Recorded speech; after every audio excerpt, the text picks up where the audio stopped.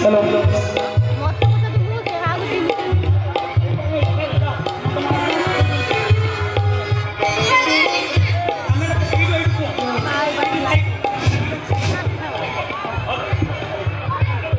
Hello hello hello NOTA मारा जाएंगे NOTA मारा जाएंगे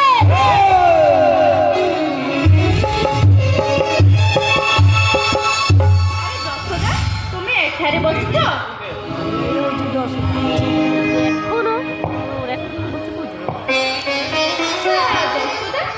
তুমি আজ এতে প্রসন্ন হয়ে সমস্যা কাজে করে চালিছ কথা কଣ তোমার সাহায্য লুটিবার কাই মু দেখুনি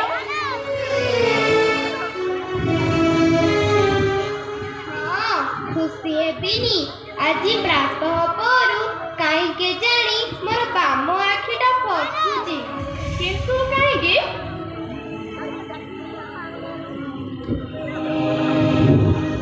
आगामी सप्ताह रे आम बलरामर जन्म दिवस ताकू 11 वर्ष पूरी 12 वर्ष चलिबो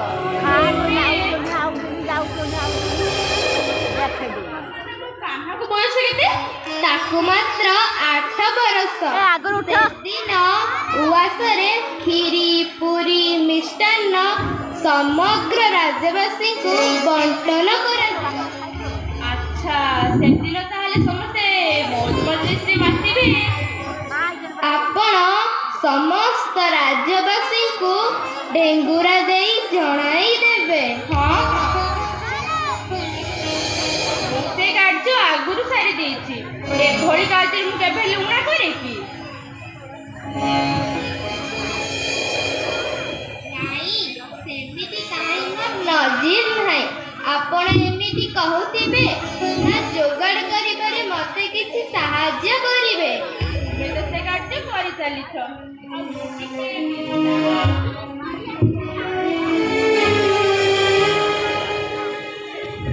ବିଶ୍ରାମ ନେଉଛ ନା ମୋର କଷ୍ଟକୁ ଦେଖି ମଜା ନେଉଛ ନା ଯଶୋଦା ନା ତୁମେ ସେମିତି ଭାବିବା ଉଚିତ ନୁହେଁ ସୁବ୍ରତା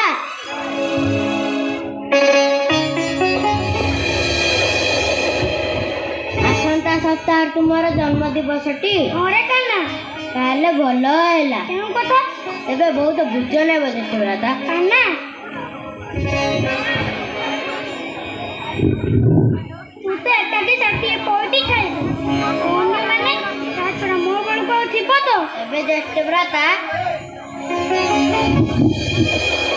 ମୁଁ ସେଦିନ ଉପବାସ କରିବି ଆରେ ନାଇଁ ରେ ମୁଁ ଏମିତିକା କହିଦେଲି ନା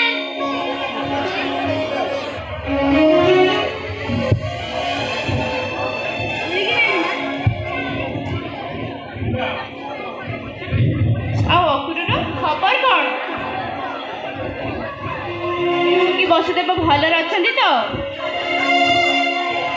ଆଜ୍ଞା ମହାରାଜ ଆଉ ତୁମର ସେ କଂସ ମହାରାଜ ସେ ଖାସ୍ ଆପଣଙ୍କ ପାଖକୁ ମୋତେ ପଠାଇଛନ୍ତି ପଠାଇବାର କାରଣ ଆମ ପୁଅ ମଥୁରାରେ ଧନୁଯାତ୍ରା ଚାଲିଛି ଧନୁଯାତ୍ରା ଦେଖିବା ପାଇଁ କୃଷ୍ଣ ଓ ବଳରାମଙ୍କୁ ସେ ନିମନ୍ତ୍ରଣ କରିଛନ୍ତି ଏଇଟା କ'ଣ ହେଲେ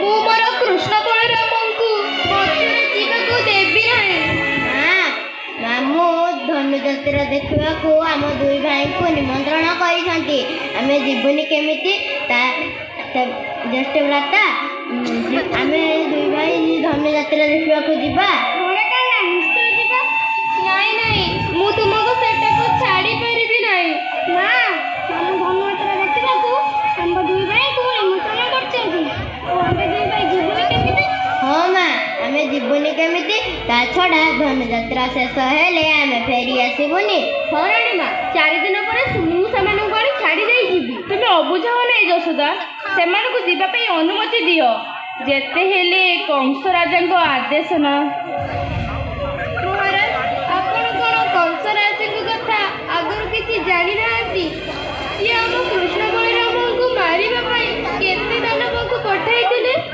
ଆମେ ମାମୁଁ ଘର ସମସ୍ତ ଦାନବଙ୍କୁ ମାରି ପକାଇଛୁ ମନକୁ କାହିଁକି ପାପ ଛୁଉଁଛି ଏହା କଂସ ରାଜାଙ୍କର ଆଉ ଏକ ଯୋଜନା ନୁହେଁ ତ ରାଣୀ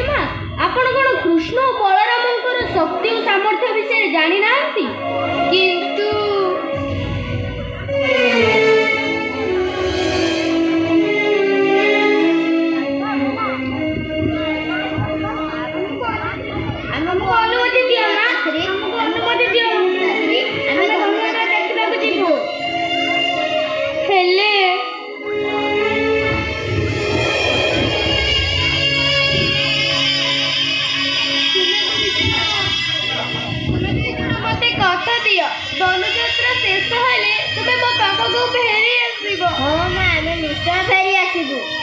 ତେବେ ଚାଲ କୃଷ୍ଣ ବଳରାମ ଆମେ ଏଥର ଯିବା। ଆଜ୍ଞା।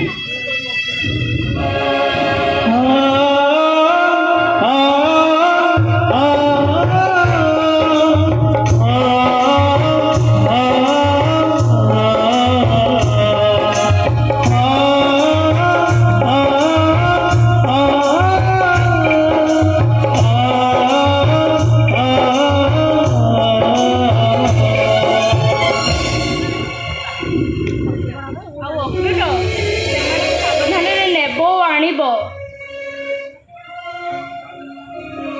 ହଁ ଅକ୍ରୁର ସେମାନଙ୍କର ଟିକେ ଯତ୍ନ ନେଉଥିବ। ଆଜ୍ଞା ରାଣୀମା ମୁଁ ଏହା ନିଶ୍ଚୟ ପାଳନ କରିବି।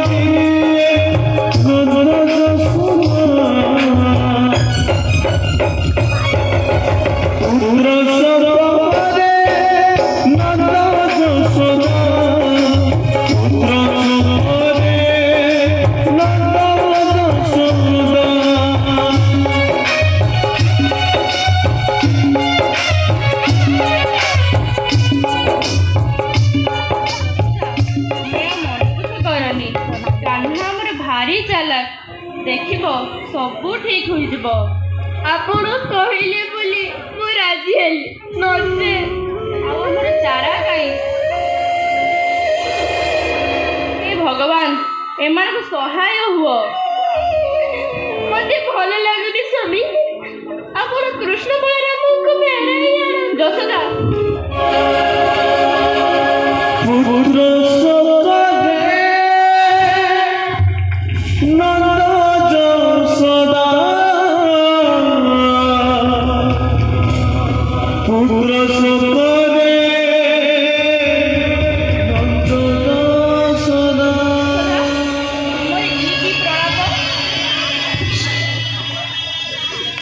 ବିଧାତାର ବିଧାନ ବଡ଼ ମନ୍ଦ ସିନା, ଯେଉଁଥିପାଇଁ ମୋତେ ଆଜି ଏପରି ଦୁଃଖ ସାଗରରେ ଭାସି ଯିବାକୁ ପଡୁଛି। ଯଶୋଦା ତୁମେ ଏପରି କାହିଁ ଭାବୁଛ ମୁଁ ଶୁଣେ। ବିଧାତା କ'ଣ ମୋ ଭାଗ୍ୟରେ ପୁତ୍ର ସୁଖ ଲେଖି ନାହାନ୍ତି? ନାଇଁ ଯଶୋଦା, ଈଶ୍ୱର ଯାହା କରନ୍ତି ସବୁ ପ୍ରାଣୀର ମଙ୍ଗଳ ପାଇଁ। ତେଣୁ ଆମେ ମନ ଦୁଃଖ କରିବା ଆଦୌ ସମୀଚୀନ ନୁହେଁ। ସବୁକିଛି ବିଧିର ବିଧାନ। ସ୍ୱାମୀ